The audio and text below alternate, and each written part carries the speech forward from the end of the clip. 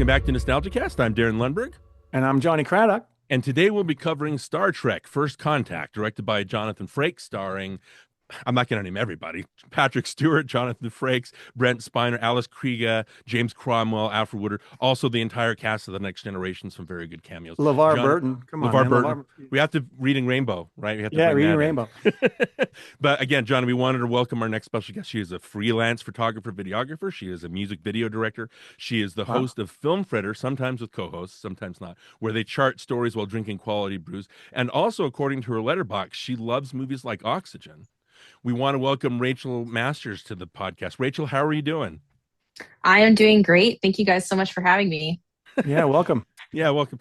It's funny. We were DMing back and forth. Basically, Star Trek is so idiosyncratic that I kept this open, just hoping that sometime I would have a conversation with somebody that's a either just as big a Trekkie or a bigger Trekkie or Trekker, whatever you prefer, that as I am.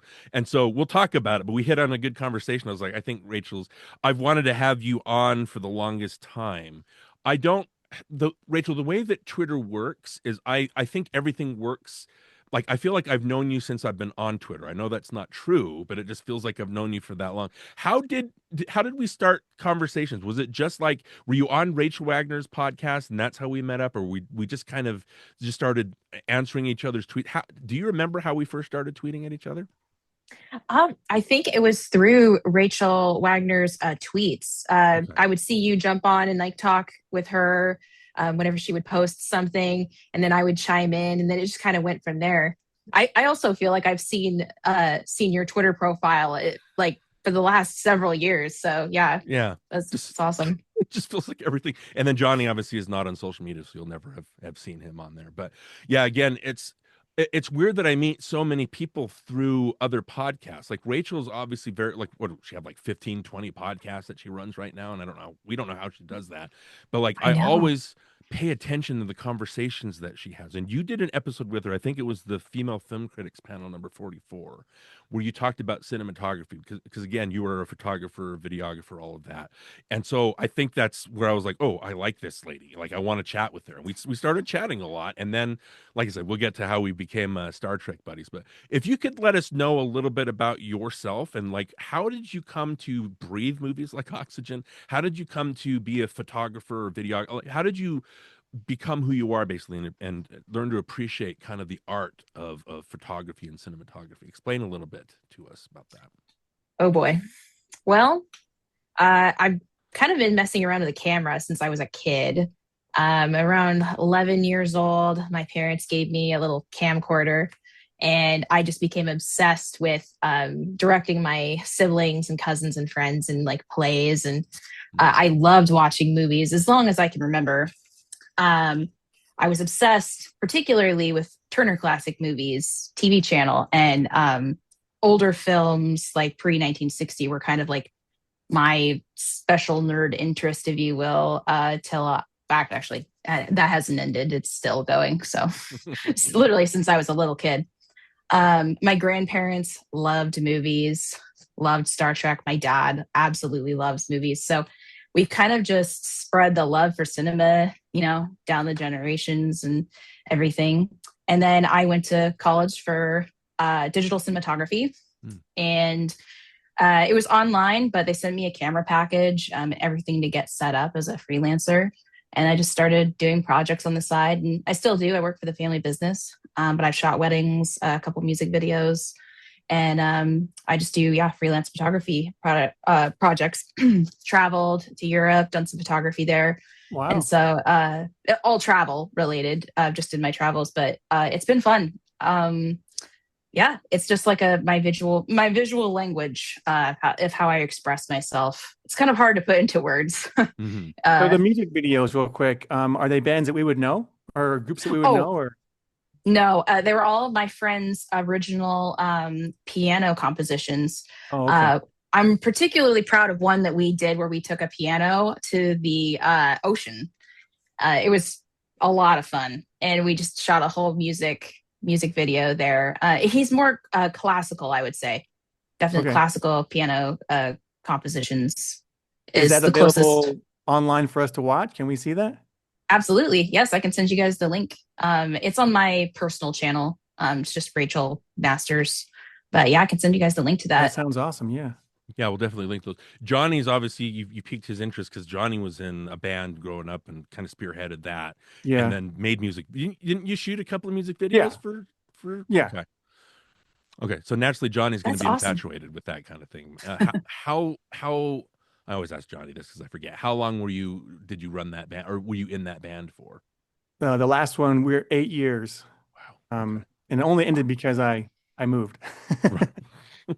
As it happens. Right. Okay. So yeah, all that we become I love Rachel how you talk about how you have video camera available and you just have because that's what we did as kids. Like Johnny, we have videos of us from high school, I believe, Yeah. where we're just recording each other doing goofy things. And so Yeah.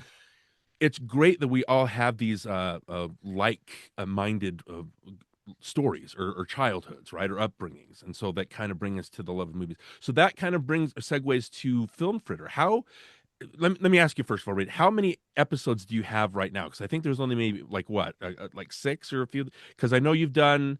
Let's see, you did Everything Everywhere All at Once, Conclave, Rings of Power. You've done a Barbie, Power of the Dog, that kind of. How many episodes do you actually have available for everybody to look up? There's about 6 available right now. I'm pretty sure. Yeah. Power of the Dog, Everything Everywhere All at Once. Yeah, all the ones you mentioned. The last one we Watership did Down, was right? Watership Down. Yeah. Yeah. We got some spice for that one. Apparently, that's a lot of people's favorite childhood book.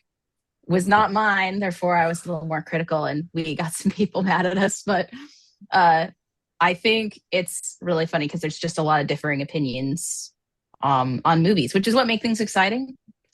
It's also interesting to take the heat for the first time as well. Mm-hmm. But yeah, so I'm hoping to get a Wicked podcast up for the latest musical that came out. So Right. it'll be part 1 and part 2, and I'm hoping to get that up by the end of this month. Okay. Awesome. Cool. So you run the podcast with Emily, your sister, or is she just a usual guest? Because she's been on at least 3 of them. Yes, she's my co-host. We just get together when there's like a movie that we really want to talk about, Mm-hmm. and it's been a lot of fun. We have so much fun. We could talk about it for hours. I have to try to get us to like keep to a time frame because we'll just keep yakking. So Right. Right. it's so much fun. Right. But you also have Jada and then Nathan were on an episode. You had like a group discussion of Barbie. I love the format of your deep dives. I love your voice. Like you did the Power of the Dog and the way that you again you chart movies. I love that idea of how you looked at. Oh, let's look at it from this perspective or this perspective and this kind of rate. Like, and then I love how you ask in the video. You're like, okay, so if anybody disagrees with me, like let me know in the comments. Like, so you're welcoming and inviting conversations. I think that's really great. A lot of people have movie opinions and then they don't want to be challenged at all on them. I think that's just the way that things are now. And so they kind of throw fits when people like disagree, which again, you're on the internet, you're bound to have people disagreeing with you. But yeah, all that is great. I really think that so you doing the episodes by yourself, again, you have a very good listenable voice. I hope that sounds like a compliment. I mean, as a compliment. Oh, When thank you so much. when you've done the episodes with Emily, again, it's great having 2 sisters just talking. It's very like your discussion of Conclave. I thought it opened up a lot of good things that I didn't understand about the movie or didn't see about the movie. I thought that was great. When you had all 4 of you talking about Barbie, what made that great is that everybody had a different perspective. I love that you had Nathan on there to give the male perspective of that movie. You had Jada, who didn't go full for like you expect a lot of people that watch Barbie to really dive into the feminist part of it, but you didn't do the thing that you would expect. You had a lot of great deep dives, and again, you talked about the feminist angle of the movie, but it was great having that you know what I mean, that the different points of attack. Yeah. Yeah, exactly. That's what I love so much about when the 4 of us get together. Nathan and Jada, they're married. They are big movie fans. And whenever we get together with them, we always have really interesting conversations about the different themes in a movie. It's a lot of fun. That one in particular sparked a lot of controversy. So it was really great to get to tackle that with them. Okay, perfect. John, did you have any questions for her about Film Fritter? Well, you've only done what you said 6 episodes, right? Yes. Is there anything that you like? What's your biggest takeaway from what you learned so far in this process of starting and hosting a podcast? Is there any big takeaway that you've come away with? Yes, don't be a perfectionist. That's one thing that I found because I'll just sit there and continue to edit that movie till the second coming. I'll just Mm. keep editing, keep cutting down, keep rearranging the talking points. And Yeah, I would Darin say knows what that's just like. right. Yeah. Yeah, I want to just film it, upload it, maybe cut some things, but that would be the thing I would say is my biggest takeaway. Yeah, I love that because again, when Johnny and I first started, I would try to cut out every and and every pause, and it got so exhausting that I couldn't do it. I just couldn't do it anymore. And so we took how long? Like a year, a couple year No, it like was like break? 3 years, like a 3 years. hiatus. Yeah, it was crazy. Right. And then I Yeah. decided, let's see. So that's the thing. The whatever you're doing, again, I think it's because you've got a good eye for photography.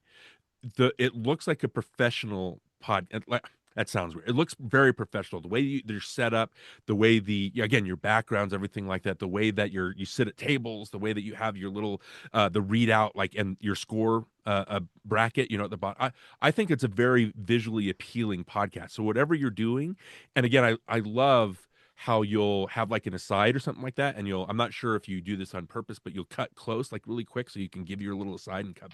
It's got a very freeing like cinema verite kind of feel. I just think that it's whatever you're doing, just keep doing it. I think it's just really great and a really Thank you so good much. entertaining. So yeah, so that's the thing with when we self edit, right? It gets to be a little bit exhausting. So again, I'm glad that we have that in common.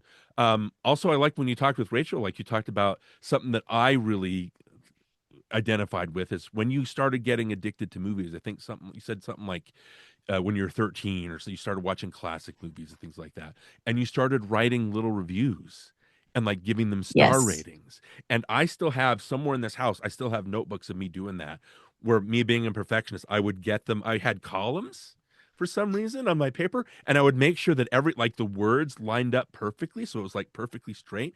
And if I ever messed up on a line, I would rip out the paper and start again. Like that's how much of a perfectionist. So That's again, I awesome. like what was that? I mean, is I love that you did that because again, it's something I could identify with. I mean, is that what really started you wanting to be like a film critic, things like that, or how did that get you to make film fritter?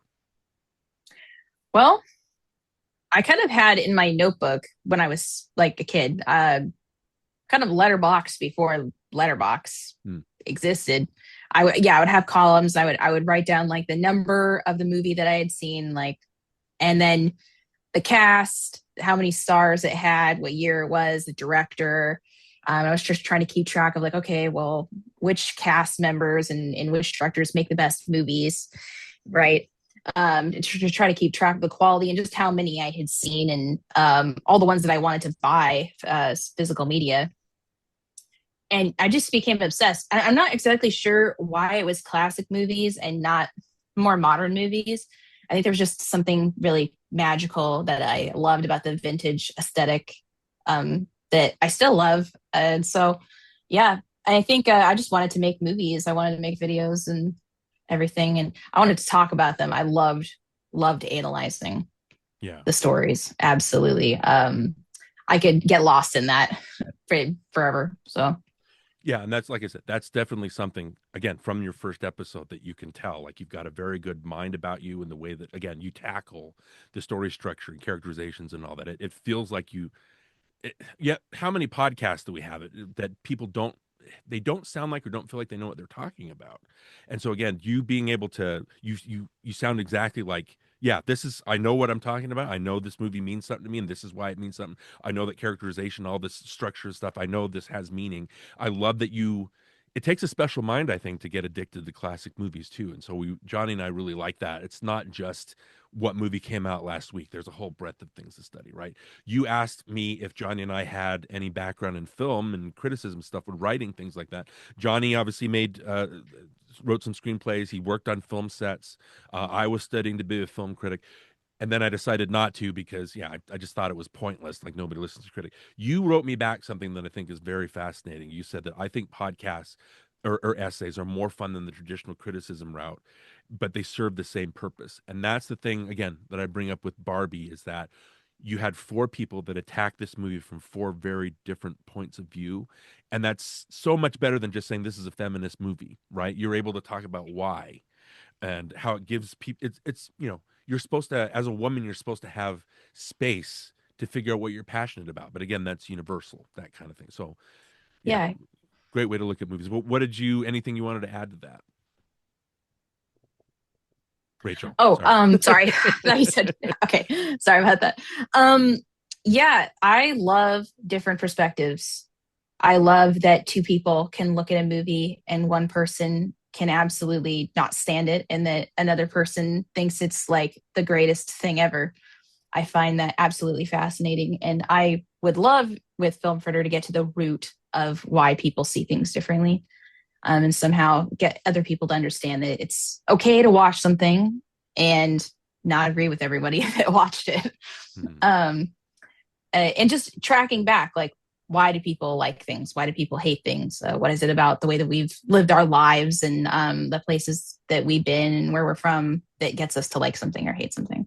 Mhm. I hope that makes sense. Yeah, absolutely does. It boils down to so much more than just a tweet, right? Everybody has Yes. a foundational kind of approach to movies. And again, you get a sense of that from watching Film Fritter. So seeking to Star Trek, like I said, we've been friends for seems like forever. We've been friends for quite a bit. And then I believe Star Trek The Undiscovered Country celebrated its 34th anniversary in December. And I tweeted something about that. And that's when you and I started a conversation about Star Trek. And it got to the point where I was like, I think this woman knows what she's talking about. I think she's the Star Trek fan that I've been looking for. What is it about? And anyway, we had a very good conversation. Like I think I was up till like 3 o'clock, but I was having such a good time chatting Star Trek with you that I was like, yeah, let's get her on to talk about Star Trek First Contact. But what is your history with Star Trek? You mentioned that your grandfather loved Star Trek. How did you come to be a Trekkie or a Trekker? So, yeah, my granddad loved Star Trek, the original series. He would watch that all the time. He loved science fiction. He was obsessed with it. And then he passed that love on to my dad. My dad would watch all the Star Treks. And then basically, Star Trek was on in my living room since I was a little kid. So I grew up having it in the background. But then when I was 11, I started watching all of it all the way through. Hmm. Started with Next Gen, then went through Deep Voyager, and then Deep Space Nine, Enterprise, and then circle back around again, started watching the original series. And it's always just, I don't know, I'm obsessed with it. I was obsessed with it when I was a kid, I think, because I was homeschooled. So it was kind of like a way for me to spark my imagination and have adventures because I was at home a lot. So, yeah. Right. I think I'm the only person other than my dad who's like obsessed with it, and then maybe my youngest sister. Everybody else is like, oh, it's great, but they kind of have like a more casual relationship with it. Mm-hmm. Well, growing up, it's great when, like you said, you started watching classic movies. I think you mentioned something about Jack Cardiff being the first cinematographer that you really noticed from Black Narcissus, I believe, the Powell and Pressburger movie. Yes. But you discovered that for yourself. You were the one that said, I wanted, what else has this guy done? Why is he doing this to me? It's great when we find something for ourselves. And Star Trek The Next Generation was that for me. I knew that Star Trek obviously existed. I'd seen, being a movie person, I'd seen the original series, all that, up to what I think 86 was the Voyage Home. So I think I'd seen at least the Voyage Home when Star Trek Next Generation started. And I just got obsessed with it. And that was the show that I watched every, I believe it was Sunday that it would air in syndication or whatever. And so I fell in love with the characters, all that. And so I knew what Star Trek was. And then my mom remarried, and my new dad introduced me to the original series. And that's how I got addicted to those. I think I mentioned in that tweet conversation that we had that the first, or one of the first movies we went to was Undiscovered Country, which is your favorite Star Trek, right? Is that still your favorite? I think that's my favorite one of the, I don't know, I think that might be the best one. I mean, I acknowledge that The Wrath of Khan is better, but The Everybody does. Undiscovered Country is my favorite. Yeah, Yeah. there you go. That's, and again, a good thing. There's a difference between the best and your favorite, right? So Right. we went to see the Undiscovered Country, and I remember when they destroy the Klingon bird of prey, my dad pumped his fist, and I was like, yeah, I obviously love this guy. So that kind of thing. And so yeah, that's what introduced and got. I'm we talked about it. I'm not really an expert at Star Trek, but I love that it's something, it's like a warm blanket. I love that I can go back. Star Trek is about ideas. It's again the utopian society. It's about working together. That's something that's always going to be attractive, especially lately with all the cynicism and the ugliness on social media. It's good to go back to Star Trek. And I know Roddenberry always wanted to keep that utopian stuff and didn't ever want there to be infighting. So he struggled with some of the movies that they were making, and they had to kick him off or basically tell him to leave so they could again make the movies they wanted to. But the recent stuff with Discovery and Picard and all, I feel like too much cynicism is leaking into those, and I don't enjoy them as much. So again, the funny thing about Picard is that when it started, I was like, all I want from Picard is a new. I don't want to go back. I don't want it to be nostalgia, right? I just want a new story with new characters that I can fall in love with. And then about 2 episodes or 3 episodes in, I was like, I don't like any of these characters. Let's just bring back So when they had the Riker Troy episode, I loved that episode, and I'd done a complete 180 because then I was like, oh, this is what I want. I just want the good warm blanket back. And we talked about that. Are you a fan of the Paramount Plus series? Or I think we talked about how they kind of mess with our heroes a little bit, right? And try to break them apart, break them down. Yeah. In general, with the new stuff, I like some things, don't like other things. Picard, I had the hardest time with, because that first season is very jarring, I would say, because we go from Picard being this very respected, honored person in Next Generation, in the movies and the series. And then we get to a point where not everybody treats him with the reverence that we're used to, or even just general respect at all. It was jarring. It was a little hard to deal with.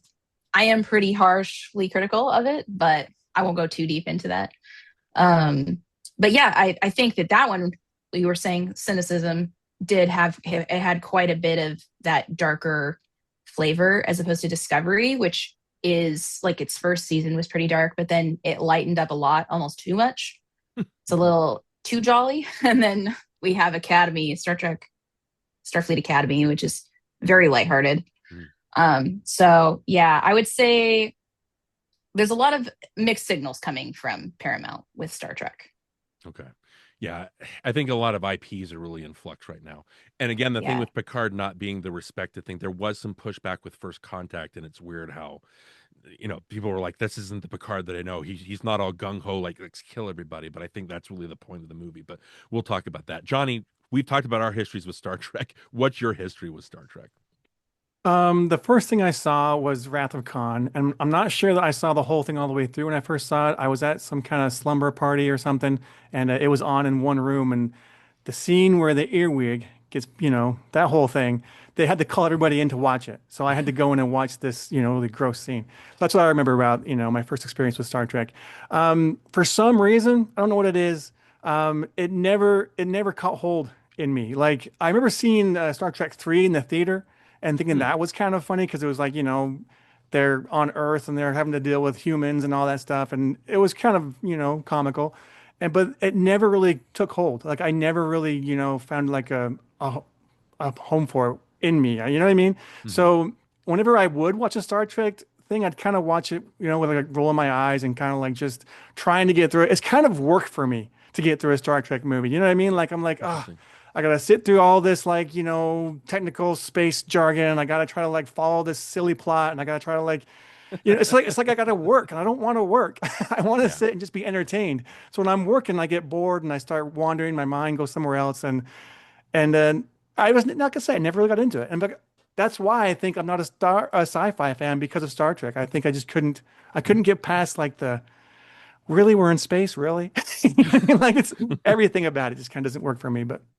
Yeah. Okay. Well, again, the whole Star Trek is, and Rachel, you'll probably agree with me. It's very idiosyncratic. Like there's a jargon that's very Star Trekky, and the uniforms and the characters, and again, it's all about exploration and kind of working together as a community. And again, that's the thing that attracts me to it. But it can be very daunting. Like I think it's, insurrection is very heavy in the Star Trekky dialogue, where it's like, if you really pay attention to it, you're like, this is funny because I'm a Star Trek fan, so I get it, but this has got to sound like rubbish to somebody that doesn't know what Star Trek is. And then talking about the movies, it's funny because Star Trek being such a strong point with me, Jonny and I being NostalgiaCast, it's funny that it took us like 98 episodes to talk about James Bond. It took us 100 episodes to talk about Star Wars. Took us 109 episodes to talk about Godzilla, which were my obsessions growing up. And now we're on episode like what, 130 something, and we're finally talking about Star Trek. It's weird that for a show called NostalgiaCast, we're just barely tackling this right now. But Rachel, what is your opinion though on the movies? What's your history with the Star Trek movies? And we'll kind of go on a timeline before we hit Star Trek First Contact. So, my history of the movies, I want to say that I had watched The Wrath of Khan like when I was really little. So when I watched it again as like a teenager, I was like, "Oh, this is familiar. I feel like I've seen this before." Um, I want to say that First Contact's the first one that I actually like sat down and watched all of as a like teenager. Then I went through and watched them all with my dad and my siblings. And then I'd say a good decade went by before I really like revisited them again, maybe like 7, 8 years. Mm-hmm. And it's so weird the things you notice, like going from a teenage mindset to an adult mindset. So, but it's a lot of fun. I think that they vary in quality. Some are better than others. But I would say that First Contact's the best one out of all the Next Generation films, I would say. Yeah, I think that's the general consensus with that. I know that Generations is a weird movie because they were immediately after they finished shooting All Good Things, the finale, they moved and started shooting Generations. And then I think they made like Brannon Braga and Moore, who wrote Generations. I think they were unhappy with the way that it was written, and so when they sat down to do Star Trek First Contact, they're like, "Let's fix all the stuff that we didn't actually get to do with Generations." And so Star Trek feels very like, you look at the motion picture, they tried to copy 2001 instead of Star Wars, which is an admirable thing, even though people what they call it the motionless picture. Star Trek: The Wrath of Khan, I think a lot of it is very goofy. Like it's funny having these giant spaceships and they're just pew pew like with their laser beams and stuff like that, but it's a very good like Horatio Hornblower, like you've got two ship captains kind of going into the Star Trek 3, Johnny, like you mentioned, it's very goofy, it's very silly. The special effects are very like, you can tell they're special effects. Star Trek 4 is a great fish out of water movie, and so I think they were most confident with making that one. And then Star Trek 5, I just think they got too big for their britches. And Shatner directed, because again, I think Nimoy is a very, getting him to direct Voyage Home is like great. Like he knows Star Trek, he knows how to make movies. It looks like it looks good. And then Shatner, I just don't think was ready for it. They kept cutting the budget, or just again too big for his britches. Star Trek: Undiscovered Country is a very solid, confident movie, like you mentioned, Rachel. And then Generations, like I said, Rachel, did you notice? Because you told me that you prepped by watching First Contact and Generations. I feel like the cinematography in Generations is a little bit awkward because it doesn't feel like they knew how to bridge the gap between TV and movies, and I'm not sure if that's just because they jumped right into it. Is there anything you noticed about Generations rewatching it this time? Yes, it definitely felt like it could have just been the finale of Next Generation. I noticed, and I don't know if you guys thought this at all, that everything felt kind of shallow. Like the sets weren't very deep. Yeah. Unless they got like out in like the wherever they were, looked like a national park near the end there when they're having their showdown with Soren. Yeah. But I would definitely say that there's not a whole lot of dynamic range in a lot of the shots as far as like shadow and light, and you definitely see that in First Contact. They definitely did a lot of tighter shots. They didn't use a lot of, like you were saying, they didn't know how to fill the frame up, so they just like kind of punched in. Whereas with First Contact, you really get to see them spread out all of the pieces in the frame. Yeah, for sure. Yeah. Again, I don't know if that's just because they just shot on the same sets as Generation. the few parts that I really like of Generations, I like that they're on like the again Horatio Hornblower. They're on like the ship at the beginning at sea. I thought that was very visually very good. I like the scene where they're when it's Data and Picard in astral spectrography or something like that, where they're mapping everything where Soren is planning on sending the space ribbon. And then I love that they crash and destroy the Enterprise. That's a good way to be like, oh, we're moving on from the TV series. This is a movie. It's kind of a new beginning. So there are some parts that I like of it, but again, I think it's just very a lot of it. I think John A. Alonso is the cinematographer. He just it didn't really like I said they weren't really confident in it. And First Contact hiring Jonathan Frakes, I know they went to Ridley Scott and John McTiernan first, but then they decided let's just stick with somebody who knows Star Trek. I think this is a very confident directorial debut from him. I know he directed episodes of the TV series, like multiple series, but getting him to do this, he knows Star Trek like a lot of people don't. Like you said, they were able to make new sets, make new costumes, uniforms, and so they were able to make it look like a movie and very dynamic. And if you look in the backgrounds of shots, there's a lot of stuff moving on like the monitors and things like that. It's very interesting and very. I like the way. So you have Picard and Riker that are talking at the very beginning when Riker confronts him, saying, "Why are they sending us out here instead of finding the Borg?" And their collars match the doors like color wise, and I thought it's very visually appealing. And is that kind of what you're talking about, Rachel? Again, I like the perspective of somebody who knows photography and cinematography. Is that what you're talking about with it looking much more dynamic? Yes. I noticed that like that shot right before you have the reflections in the window and you just see Picard. Yeah, his only like right here, like his collar and up is like reflected in the window. And then you have Riker like show up and appear like right behind him and he's listening to some opera. Hmm. Uh I love that shot. They just do a lot more creative things in First Contact. They like to move the camera a lot. They'll like Hmm. have like following shots where like somebody will be coming down a hallway and they'll be moving the camera. They just did a lot more dynamic things. The blacks just look punchier. Hmm. A lot of things looked a little bit misty on Generations, which I think is why it kind of looked like television. It definitely looked Hmm. flatter. Yeah. Um, there's a shot in Generations that's amazing where Picard enters the Nexus and he has a blindfold on and he's playing like what would be a Christmas game, and that's kind of how he enters his like delusion, if you will. That was probably the most intriguing shot in the whole movie, whereas it seems like every scene in First Contact is doing something dynamic, especially when the Borg start attacking the ship and invading it. That whole sequence is amazing, Yeah. as far as I'm concerned. Yeah, and they do a lot of they do Dutch angles, which again I think people overuse Dutch angles. To Johnny and I covered How the Grinch Stole Christmas, and Ron Howard was doing Dutch angles on Cindy Lou Who, and you're like, what are you doing? Like you're telling me that something's wrong with her is the visual idea that I'm getting. There are some very good, and we'll talk about it as we talk about the movie. There are some very good visual flourishes in this that I adore. But my thing with First Contact, like we talked about, Star Trek is very idiosyncratic, and you have to know it, and that's tough. Like number one, you have to know Star Trek, and I think this movie works as a movie. Let me ask the two of you though. Actually, first before I do that, Johnny, did you notice did this movie look like a movie when you first started watching, even though you're not huge on Star Trek?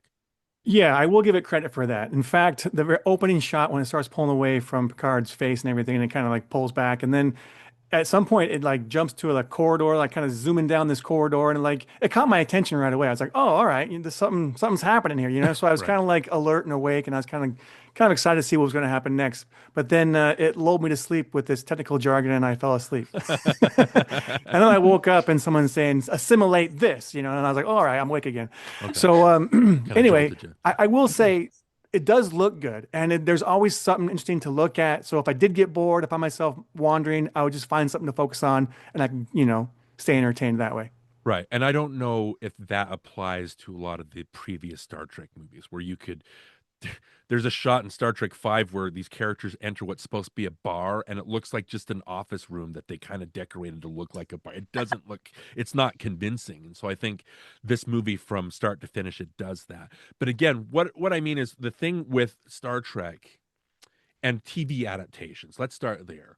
My when you're adapting a movie from a TV show, I think there are a few things that you need to do. And again, I want your opinions here, but my opinion is number one, you have to make it feel like a movie, not just an expanded episode of the TV series. Number two, you have to really capture though the essence of the series so you know it feels the same. It doesn't feel too much like a movie. I know that's a hard balance to strike. Rachel, what do you think of that? Is that something that you think about, like TV to film adaptations? And I mean, what is that? How would you do that, or what do you think is important for that? Well, you definitely don't want people to be completely lost when they go to the theater. And something like the X Files might be fine because you have these two FBI agents. So when you go to watch like the X Files movie in theaters, you're like, oh, okay, I can follow this along. There's a conspiracy because there's something to anchor you. But when it's its own universe, fantasy or sci-fi, you have no idea what's going on. I did think that First Contact handled that really well because you know that these are futuristic spacefarers. There's a cybernetic race, much like, you know, the Cylons or the Cybermen that are taking over Earth. And it's something I feel like you can follow They're also like pretty well. zombies, right? They're also zombie They're, like or yeah, vampire like. exactly. And you know that like when they go down and they meet Zephyr Cochrane, you might not know a lot about this Trek lore, but you know that, hey, this guy was a pioneer in space travel and these cybernetic creatures are trying to alter history. So I feel like it's a little bit easier to follow in that sense. And I thought that they did really well there. Right. Okay, Johnny, we covered The Fugitive, I know, and that was a TV to film adaptation, but what do you look for when it's a TV that's made into a movie? Is there anything specific that you look for? Well, first of all, I want to see what it is I like about the TV show to be in the movie. I mean, that's why I watched the show. So I think they have to find the formula that worked for them during the series and incorporate it into the movie. It is kind of a delicate balance, though, like trying to adapt a TV show into a movie, because a lot of times you don't have enough content, so you find yourself stretching things and putting stupid, superfluous stuff in there. But I don't know. I think they handled it fine. But I didn't watch the TV show, so I don't really know. It feels like a TV show to me when I watch Star Trek, whether it's a movie or a TV show. So. Okay, that makes sense. Well, movie wise, I think this getting Jerry Goldsmith back to do the music for this, I think of Jerry Goldsmith for Star Trek, that I think of John Williams for Star Wars. So getting him to use the Star Trek theme, I think, is very important here because it feels Star Trek. I love his First Contact. First of all, I miss when movies had opening credits overtures where you can just get a sense of the music, and I love that it does that. Like you said, Johnny, with them pulling back, and I think it was a record for the longest shot to do that. The thing that's great, and Rachel, I hope you agree with me saying this, is it's not just a fancy shot. It gives you an idea when it pulls back and Picard disappears in that, you know, the giant like Borg ship. It gives you an idea of what it feels like to have your identity and your everything that's personal ripped away from you. That all of a sudden you're just part of a mass. You know what I mean? And I think thematically it really nails that for you. I love how the Goldsmith uses the Star Trek theme as an action beat. So when they, you know, Data says, you know, to hell with our orders, and they, you know, Picard breaks all, and they zoom into hyperspace or whatever. Like, I like that he uses an action beat. But the thing that really sells it as a movie for me is, again, Rachel, you and I have seen Borg episodes, right? They're a tough band of they're a tough race or a tough enemy to defeat. I love that you see them trying to defeat the Borg ship, and Picard runs right in there. And again, I love that they use the Klingon theme, Goldsmith Klingon theme. I like that they use it for Worf's like a heroic theme. I thought that was a nice touch. But I love how the Enterprise runs in there and Picard takes charge, and he's like, I want everybody to focus their phasers or their missiles on this area. Data says it doesn't seem like it's a vulnerable spot, and Picard says, just trust me. And they're able to destroy that Borg cube like within seconds. I thought that was awesome. And that's what I mean. It feels like a movie now because it was so hard for them to defeat the Borg, maybe because of budget constraints, whatever like that. It just feels automatically like a movie for me. Rachel, what do you think about any of that?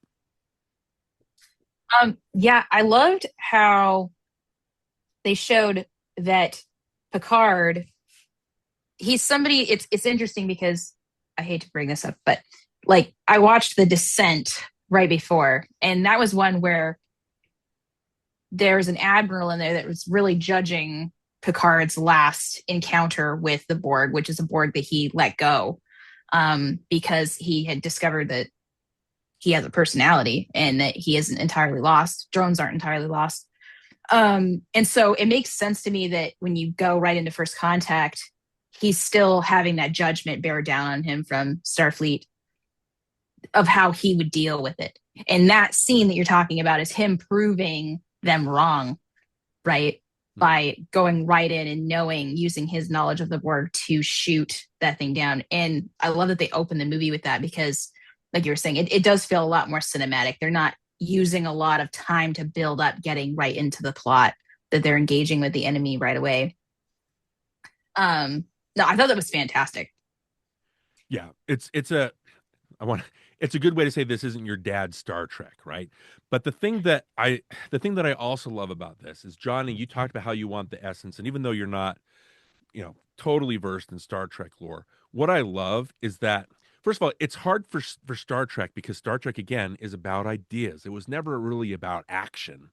You look at City on the Edge of Forever, all those episodes. You look at what was the episode, Rachel, where the guy comes in and he's like, "Oh, I want to use Data because he's not human, right? And I can basically take him and do whatever I want with him because he doesn't have like he's not a person, right? He doesn't really exist. Yeah. It's all about ideas. And so when you make, moviegoers aren't idea people. You want to make it more action oriented. I think that's the struggle with a lot of Star Trek is you want to make it huge, but you kind of end up ignoring all the ideas. And what I love about this movie is the Enterprise stuff is the action stuff. It feels like an action movie. This is the first Star Trek movie that I can comfortably describe as an action film. I can't describe the others that way because again, they're more about ideas. But I also love the on the surface, like you have Riker and Cochrane, and that's very Star Trek. I love the idea as soon as they transport down to investigate after the Borg have destroyed everything or attacked, it feels like an episode there where they're trying to invest and figure out what and kind of grok the situation. And I love how Cochrane is like he has a character arc. Even he has a character arc in here where you see that he wasn't all fully invested. He just wanted the money, women, right? And then he slowly, as the movie ends, he realizes the importance of all this. It's funny because when you look at the kind of some history of the movie, I think when they first wrote the movie, it was supposed to be called Star Trek Renaissance, where they go back to 15th century Italy or something like that, and Data becomes Leonardo da Vinci's like his right hand man. And I was like, that's weird. Like, why would you put that in a movie? But then they decided to switch it to so it's the birth of Star Trek. And then they had Picard on the surface who takes Cochrane's place so they can make first contact happen. And Riker's fighting the Borg on the Enterprise. And then the writers were like, but wait, that doesn't make sense because Picard's whole deal is the Borg and they set that up. Why is he not fighting the Borg? And so I like the idea of how they're kind of honing this down to be what it is today. There's so many decisions that they made that were so smart. And I love, and Rachel, do you agree with that? It feels like an episode of the series, again, with the Cochrane stuff, but it feels like a movie with the Borg stuff. I think it's like we talked about, a very delicate balance. And I think this one really nails it as far as, me watching it. What do you think? Yeah, I think, like you were saying, even if you don't know what Star Trek is, the fact that Picard is having this connection with them that kind of draws you in with the mystery. It definitely feels like, oh, you're being kind of like asked to go along with solving this mystery. Like if you knew nothing about it going in, it definitely feels like it's hard to describe. I think that I'm so glad that they did not do the Renaissance idea. That sounds kind of crazy. I had no idea. So Yeah. that's totally new information for me. Um, I think that deciding to go with his arc with the Borg was a genius idea because it kind of ties a loose end for him for the series, as far as like a character arc goes. But then you also have it tying into Data's character development as well, right? It But then splits it's into also a three mystery. storylines. Yeah, yeah. Yeah, exactly. But then it's also a mystery you get to solve as a cinematic movie. Yeah. Yeah. It's I forgot to mention like the idea that they introduced the Borg Queen. Again, Krieg is so great, but instead of making the Borg like a faceless like entity that's just a group, I love that they personalize it. So now there's a villain, and again, it fits in with their insect hive kind of personality, right? You have the queen that's kind of in charge of everything. I think that really it makes more sense doing that here than in something like the Phantom Menace where they destroy a ship in space and all the robots die. It's really convenient that happens. I think that killing the Borg Queen and all the other Borg kind of fall to pieces and stop working is because she's controlling. I like that touch a lot. Again, I love that they brought the villain into that. But Johnny, going back to that, again, I keep saying this, you're not huge on Star Trek, but there are moments in here that I'm wondering sold Star Trek for you. There's a part, again, the shot you have in back of you, I thought it was very funny how they're trying to find the Borg, and then Data is describing what he's feeling like, and Picard goes, I'm sure it's a fascinating experience, but maybe you should deactivate your emotion chip. I thought it was very funny because it feels, if you don't know Star Trek, you don't have to know what an emotion chip is. All you grok that it's, oh, he's an android. He has an emotion chip. You can turn it off. And then Picard says, there are times that and again, he does that thing I thought was very funny. Or you have the EMH program where Robert Picardo pops up as a cameo. He's a character in Voyager, Star Trek Voyager, Johnny. But I don't think you have to know that because Robert Picardo is so funny in that cameo that you're like, oh, that was funny. That was entertaining. You don't have to know where he comes from. Do you feel like there were touches in here that were like, oh, that's just Star Trek. I don't have to understand it, but I get what Star Trek is. Well, I did recognize Picardo, and I was like, "Hey, inner space cowboy." Yeah.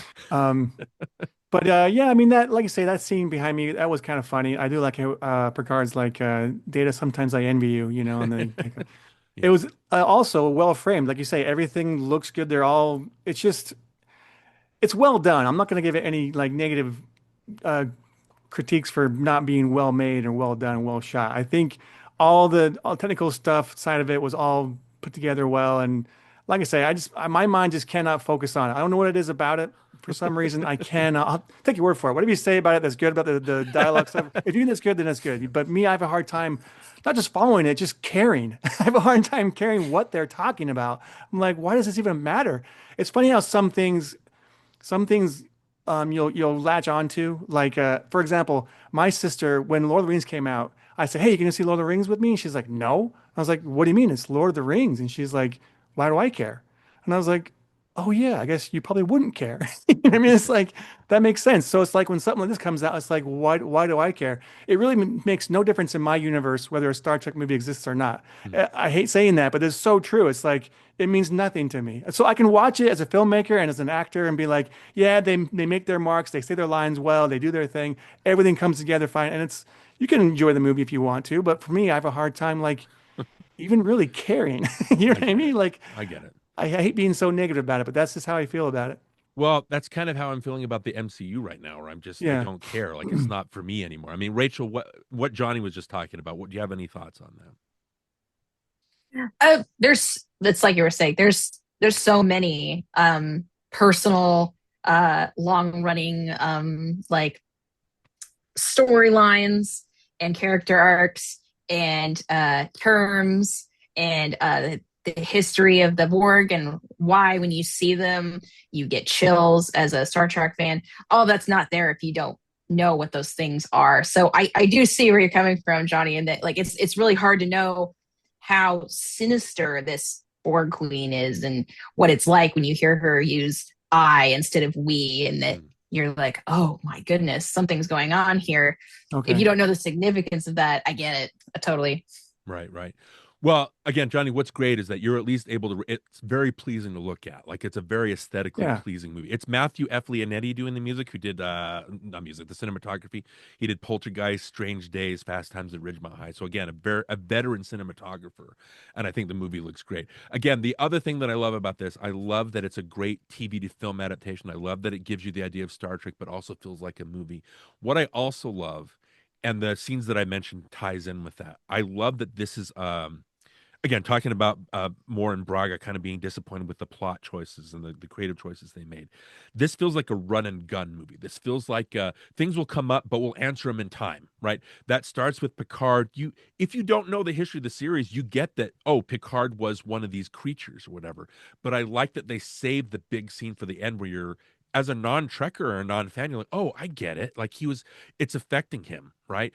I love when they jump into the rift or whatever, and they're able to see that the earth has been borgified. And then as an audience member you're like, but wait, how did they? And then as soon as you're thinking that, Crusher says, but if they change the future, how are we still here? And then Data says, oh, the rift must have protected us from the timeline change. I thought that was cool when they're in the holodeck and Picard is able to use the bullets to kill, you're thinking as an audience, you're like, but wait, if it's a hologram, how is he able to kill? And then as soon as he says that, Lily goes, but I thought they were holograms. If they're holograms, and then Picard says, I disengaged the safety protocols, which is still silly, but it's like, oh, okay, I get it. I love when the first time you see Geordie LaForge, because Johnny, again, in the series, you probably know the image, he had the visor on. And LeVar Burton was always disappointed that you couldn't see his eyes. I love that you see his eyes and they don't question it. They don't say, they don't have a scene. They never dumb this down for you where one of the characters says, hey, Jordy, doesn't it feel great not having to wear that visor anymore? No, he just has new eyes. And there's, as a non-Trek fan who doesn't know that, you just think, oh, this guy has robot eyes. You don't know the history of it, but they never, I guess the difference is sometimes Star Trek, because it's so involved and you have to know so many things in the lore, you kind of feel lost and like you're not part of the. You feel like you're being talked down to, that you haven't been invited to the party. I don't know if that makes any sense, but the way that this movie presents everything feels so refreshing because all the in jokes, all the story beats, you don't have to know this. It's so masterfully, and again, I say masterfully a lot, but I don't think this is the greatest movie ever made. I just think that for a Star Trek movie, it's very masterful for the way that they do all of this. Again, I love that run and gun kind of attitude. It feels very propulsive.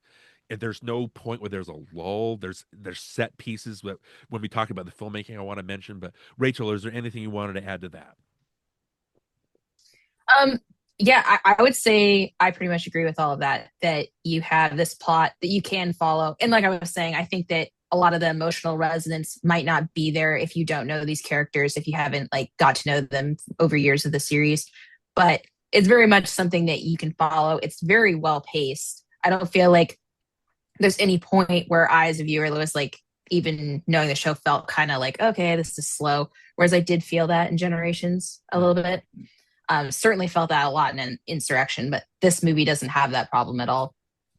Yeah, like I said, it's very well paced so that you never have a moment where you actually get to think about how silly it is, right? Or how Right. Trekkie is, how your mind isn't quite there with it. Again, this is our bucket list season, Rachel. I have so much to say about, and I'm probably missing a lot of stuff, but that's the basic gist of First Contact with me. I love that it's just a good movie first. I know that there are going to be arguments about how it doesn't match up with this episode or doesn't quite mesh with this character arc, and I get that, but I guess that's where I am as a Star Trek fan. Is I'm not such a diehard fan that stuff is going to bother me. All I want is a good story. I just want to be entertained, and I think from start to finish, this one does it. Johnny, did you want to talk about the? We'll kind of give it over to you. Did you want to talk about the Oh, filmmaking at all? well, I mean, like I said before, I mean, it is well made. The filmmaking is good. I'm not gonna, give it negative marks for that. Um, but I did, well, real quick, I did want to mention how, as far as the ensemble cast goes and everything, I think it does translate well from you can tell they have a camaraderie, you can tell they have a rapport, they worked together before, and so you see that. I think it translates to the big screen really well, and so I'll give them credit for that. Um, I do find a lot of the acting kind of stale and robotic because I guess that's kind of how they are. A lot of the characters are kind of robotic. And so that's hard for me to listen to sometimes because like sometimes the deliveries are very like da da da da da da, da da da da da da, and you're like, okay, man, come on, like, is there any more inflection you can give? Inflection. Like the Yeah. emotion's not really there for me, and I guess you might disagree with that, but like I say, as far as the filmmaking goes, yeah, it's well done. The acting goes, I mean. Patrick Stewart's good, I guess. Yeah. Like I don't know. Like I say, I don't want to be too negative, but I just have a hard time getting through it Yeah, and I hear like you. listening to them say their stale, boring, monotonous lines and just it's just hard for me. I get that. So what you're talking about with Stewart, though, I remember Richard Corliss's review of this. It's the scene with this far no further, and you get his. I love that you slowly realize that Picard is something's not right with him, right? Like he's a little bit angry, angrier than we're used to. Even if you don't know Picard, you kind of get the sense that what's off about this guy, right? And you slowly sense that to where it gets to that point where they have that confrontation. Richard Corliss was like, "Can you believe this? Real acting in a Star Trek movie," and it's about stuff. Again, it's thematic when Picard screams and he smashes the glass and all the Enterprise models. That's a comment on how he's kind of going against everything that the Federation believes in, and he's breaking that down. Again, I think that the story is very thematic that way. I love that it's Lily who you have conversation with them about, Picard never talks down to her, never makes her feel stupid, but he is telling her that, we don't focus on money. We focus on community. We focus on bettering ourselves. But it's the primitive, right? You look at Lily as being primitive before all this stuff happened. It's the primitive person that recognizes in this enlightened person that he's being primitive. He's giving into his primitive senses, right? His primitive instincts. And she calls him on it and breaks and makes him realize, I love that from a writing perspective. That's so good. And it's again, it's something that's been in Star Trek, but you're just not used to it because I guess there's a negative aspect or a negative outlook on Star Trek that you don't expect that stuff. But I think it just works. Um, I think it's fun watching like Marina Sirtis like play drunk. I love that she's able to show some personality. I think you can tell, Johnny, like that she's having fun. You can tell that these people are having fun with each other. Even though again, to me and Rachel, it's very Star Trek. This is exactly how it should be, even though you don't quite feel that as a non-Trekker. I don't know, Rachel, what I just said about the acting and the casting, what do you think about all that? Well, I think that Patrick Stewart's the one who really anchors the movie. His acting is, to me, is fantastic. Everybody else feels very much in character. I do think that Troy got some great moments where she has to use a different tactic to get through to Zephyr Cochrane, and that was having a couple drinks with him. That was pretty funny. I think that Riker and Geordi have great moments being a part of history, and you see them holding back a little bit because they're like fans of this historical figure that they're with. It's like getting to walk on the moon, right? Yeah.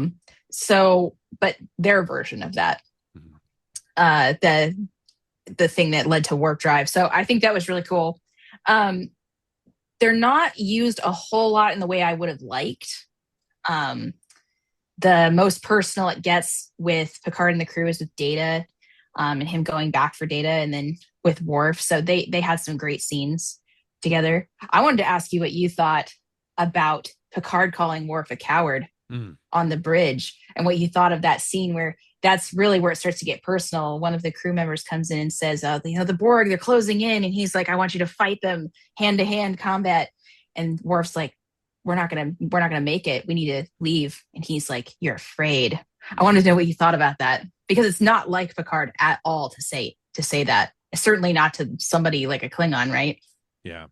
Well, you look at it from the structure of the movie. I love how Picard basically is able to tell Lily where she is. It's a very lovely way, since she's an explorer, having her see Earth. Like that helps her focus, right? That helps them connect with each other. But then when they're on the holodeck, and again, you get that part where Picard kind of goes nuts and screams, kills a Borg, and then he's messing with the Borg, like the insides, and like Lily's like, this is one of your guys. And Picard goes, yeah, this is Ensign Lynch, whatever. And she's like, oh, tough break, right? Like he doesn't care. First, that's a sign that that's not very Picard, right? And then it gets to the point again, you see how enraged he is, how obsessed he is, like again, Ahab is.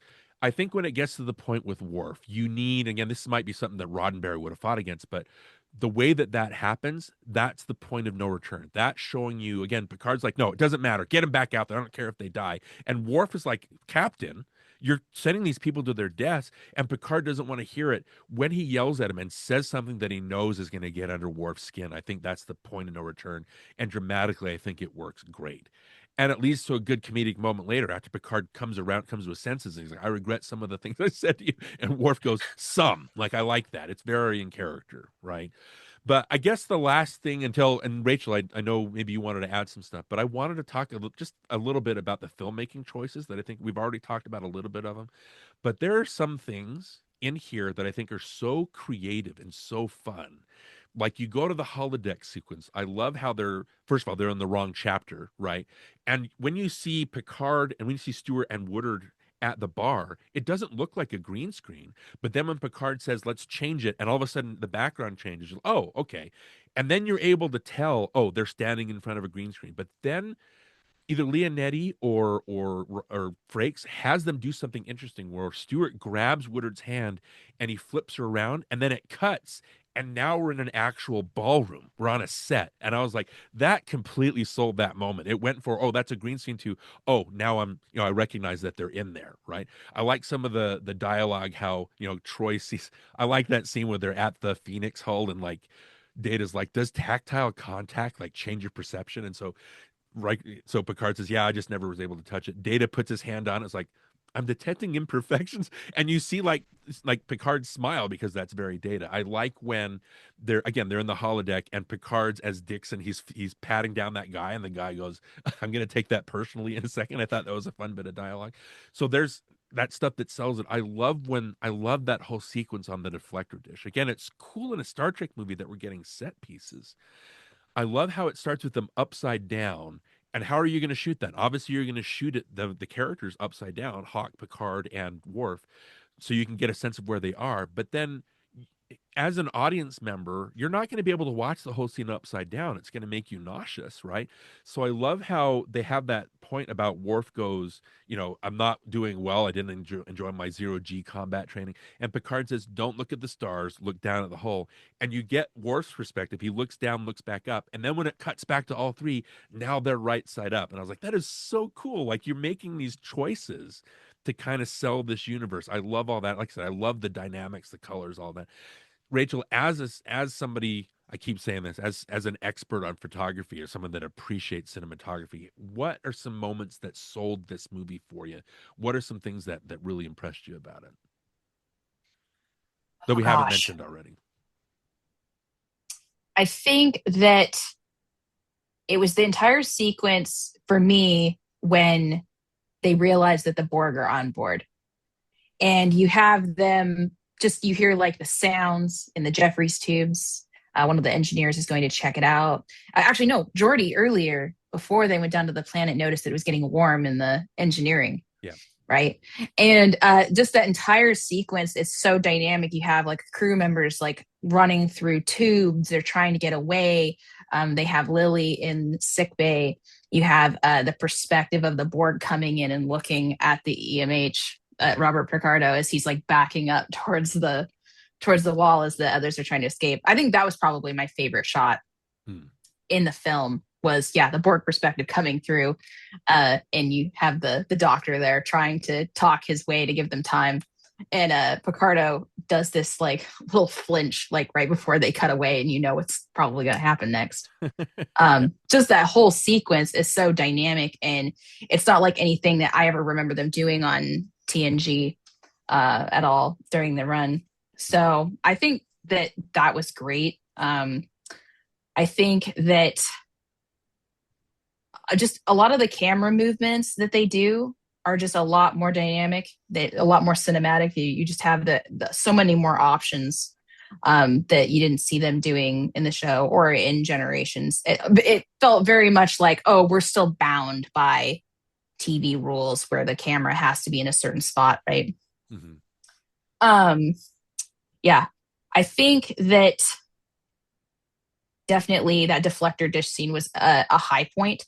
It just feels so expansive, and they have these just beautiful wide shots, and it feels like something out of like Star Wars or something, where I feel like Star Wars is like the cinematic language of space, if you will, and like those older films, and it felt like one of those movies where they're just really taking advantage of that widescreen. Mm-hmm. Yeah, it's like I said, this feels like a movie, and it feels. I wrote Johnny before we started. I was like, if you want to comment on the filmmaking at all, I feel like this movie compared to the other ones, this feels like Citizen Kane. Now, if you've watched these seven other movies, it feels again more dynamic, more like a movie. All that, it even extends to the Johnny, like you said, assimilate this, or how Data says resistance is futile. They have one-liners in here, and I don't like. It seems again very a '90s thing. I guess. I guess people don't use one-liners anymore, but for a Star Trek movie, you're like, oh, that's cool. Like, I wasn't expecting a fist pumping moment where you find out that Data's been tricking the Queen the whole time, and he turns the tables on her. I love that. And I even love, of course, it's going to be the Vulcans that are making first contact. I thought that was a very funny, very cool, oh, that makes sense kind of reveal. I love how Cochrane tries to do the Vulcan sign and he can't, which again is a funny in joke with people that can't do that. It is. But the way that, again, Goldsmith's music, the First Contact theme, sells that, and you feel, even though you're a non-trekker, I feel that you sense that this is important, and you get a sense of why Star Trek is important, why Starfleet is important, why the Federation is important. And I think this really nails it. Again, I don't know if anybody but Frakes, it's not like the greatest direction of all time, but like I said, it's very confident, it's very strong. He knows what he's doing. He studied Jaws, he studied Close Encounters, he studied 2001 to be able to kind of get used to the 2.35 frame. And I don't know, I just think he really sells it as a movie. I think this just, it doesn't, it's the first movie where I feel it's not just a Star Trek movie, it feels like a movie, and that's really what I appreciate about it. Just any other final words, Johnny, any final thoughts you have on this movie, or any? Yeah, James Cromwell should not be allowed to dance in a movie ever again. That's all I gotta say. How tall is he? He's like Like, 6'6", probably. I know Riker's like, Frakes is 6'3", but like that scene at the end, he's literally like Yeah, looking up at him like, how tall is James Cromwell? yeah. And again, I like Woodard, I like Krige, I like Cromwell. They has a warmness. I like how Cromwell says, "You guys are all astronauts on a Star Trek." I like that they're able to do that. I think more in Braga, when they wrote Mission Impossible 2, they also had a character say Mission Impossible. I like that they do that. But Rachel, any other like final thoughts you have on this movie and what it means as the Star Trek expert, as the, or if you had any other thing, I know you watched a couple other episodes, or if you have any other things that you want to say about it, how would you sum up this movie, or what are some other ideas that you have that we haven't explored yet? Well, I'd say that it very much is about rounding out Picard's um, journey with the Borg.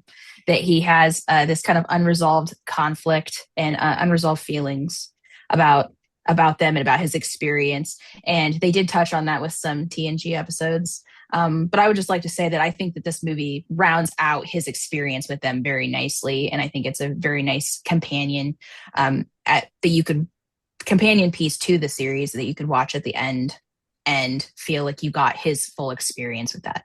Because I felt like that was Star Trek at its most intense, is any dealings with the Borg specifically. So I really love it for that reason. Picard's my favorite character. I think my favorite Star Trek character, probably. So, I love Patrick Stewart. I absolutely love his acting in this. Yeah, I think that's about what I wanted to say. I actually wanted to ask you. So you were watching TNG during its original run, right? Mm-hmm. So I was wondering, what was it like to watch Best of Both Worlds Part One, and have the cutoff be? How long did you have to wait to know whether Picard was going to be okay after he got assimilated? Well, I think that was what it was in like May where they did that, and then they didn't pick it up until September. And there are moments in TV series where they've got you hooked. And I like that. It was a very tense episode, but when it, and again, Riker's being tested by that other officer that comes in, like she keeps like breaking him down. And so there's that tenseness there. Picard gets captured, all that stuff. When the camera spins and Riker says fire and it goes to be continued, that's when I know, like, and I think that's a lot of people's experience with Star Trek The Next Generation is when he says that and it cuts to black, you're like, oh, like I'm in, like I'm so invested, like right now. And so I remember waiting with bated breath, like for it to pick up. And I don't think I felt that again until I became an X-Files diehard, where there's some season endings or cliffhangers where I was like, no, no, like don't end up like that. Like I can't wait until September. So yeah, I hope that answers your question. But that was a very intense summer to wait for all that it to come back. And the second part didn't disappoint. The episode after that, where Picard goes and visits his brother, and like you said, has that breakdown about what it feels like, what it felt like, and all that. I thought that was very well done. But again, I think Best of Both Worlds is where I was interested in the show and invested, but that's the episode that really hooked me. I don't know if that answers your question to your satisfaction or not. Oh, that was great. That was great. I really feel like First Contact kind of like closes out that thread that started there. Yeah. Well, Because Picard breaking the queen's neck, that's the closure that he needs, right? Yes, yeah, that was awesome. Her skull kind of looks like, it reminded me of Terminator a little bit. Yeah. It was a very interesting technology. Mm-hmm. Always been curious as to how the Borg originated. I don't know if they'll ever go there with that franchise. Yeah, that makes sense. Again, very, like you said, a very nice piece of closure, very nice guy cutting off the and making sure that we get that feeling. So Star Trek First Contact, I know Johnny, you're not quite as in as the two of us are, but yeah, I hope great I wasn't too experience. mean. I was trying to be No. nice. I Well, didn't want to hurt anybody's there's feelings. I really, again, I appreciate, I get that. Like I said, with the MCU, or I get with Lord of the Rings, it's like not everybody is going to enjoy everything, right? Not everything is going to be everything to everybody, or universal. And so I completely get that. I just think, again, I think if you're going to watch any Star Trek movie and not feel completely lost, I think this is the one to go with. But Rachel, as you close out every one of your Film Fritter episodes, I DM'd you before, like Johnny and I don't have access to beer, but we did each have. So I Barks root beer I had access to. Johnny had access to what? This A&W, Darren, this is what you forced me to drink when you forced me to watch First Contact at your house 30 years ago. Oh, come on. You every time Rachel, every time Johnny would show up at my house, he'd just hold out his hands and expect a bag of chips and a soda in his hand as he was watching. So And it yeah, I always guess arrived. It always appeared somehow. I was like, just hey, cool. magically, right. Another drink and a snack. But That is yeah, like awesome. yeah, so but I what movie would you, what beer, what brew would you have paired with Star Trek First Contact? I would have paired Phaser. It's by Ecliptic Brewing Company. I hope I'm saying that right. And it's just a space themed, galaxy themed brewing company that's in Oregon and I believe in Portland. Mm. That's about 45 minutes from my house. So Wow. they're a great brewing company. I've sampled that. So yeah, it'd be Phaser Hazy IPA. Right. Like pairing wines with things. I love, again, Rachel, I love that about Film Fritter. I get that we're all in these spaces where we feel like we have to edit ourselves to death. But like I said, what you're doing, I think, is great. I'm kind of sad that there are only 6 episodes. I'm really looking forward to you building, and you get a lot more comments and a lot more engagement than John and I do. Even though we've been at this since 2016, you with just 6 episodes, I think you're kind of trumping us there. But yeah, absolutely keep doing that. Absolutely keep going with your opinions, and again, getting your voice heard. I think it's so important. Whether you're, like I said, you're doing the episodes by yourself, or with Emily, or with your entire group. I think that what you're doing feels right and important, and I hope you keep going with it. Just know that you have 2 diehard fans in Johnny and me with your And when you podcast. come back, we'll pick a movie that you hate that I really love, and you can say how much you hate it. Oh, that's totally fine. No worries there. Star Trek's something that like I definitely know that if the spell doesn't hit you as a kid, it's probably not going to, and that's totally okay. It's totally unique to just when you discover it. I think because I think if you try to discover it as an adult or if it doesn't hook you, it does come across very weird. Like I can definitely see it from that perspective. Yeah, I can see that. Yeah. So again, Rachel, where can we get a hold of you? Where can people watch, listen to, appreciate Film Fritter? What do you have? Like you said, you're going to do a couple episodes on Wicked, because obviously 2 parts, you can do 2 different episodes. But we appreciate the hell out of you. But where can people that are listening to this podcast, where can they find you and all of your stuff? Yeah, I would say Film Fritter, and then the YouTube handle is at Film Fritter. And yeah, it's channel about 6 episodes up. Gonna have another one up, and I'm hoping to start posting regularly and not edit myself to death. I actually have like I want to say 4 episodes in the bank that we filmed that I just haven't put up yet. But hey, you guys are an inspiration. I see that you post regularly, and I just want to start putting them up and not being so just such a perfectionist about trying to like make the talking points organized in some certain way. I love listening to your guys' podcast, so I will definitely be a regular listener. Oh, well, we Awesome. appreciate that. Thanks. Well, what about your photography? Is there anywhere that we can get look? And again, I'll put the links to your music videos in the description below. But is there any way that people can look at your photography? Any website that you have, or any sampling? My Instagram is my main portfolio. Absolutely. I can put my Instagram handle. I can send it to you. I believe it's the last unicorn and then like my birthday. And yeah, that's where I keep all my photography. I just prefer that. It's just really easy to post it and to create kind of like a aesthetic grid Hmm. of photography. So yeah. Okay. Yeah. From what I've seen, absolutely gorgeous. And yeah, so everybody pay attention to Rachel Masters. She's a master, obviously, at what she's doing. And thank you so much for coming on here. I really appreciated all the conversations we've had and the friendship that we're able to build. And you coming on here to talk about Star Trek means a lot to me. And so, yeah, I definitely appreciate your input here. But I guess that'll do it for this episode of NostalgiaCast. Until next time, I'm Darin. And I'm Jonny. And I'm a doctor, not a doorstop. Assimilate this.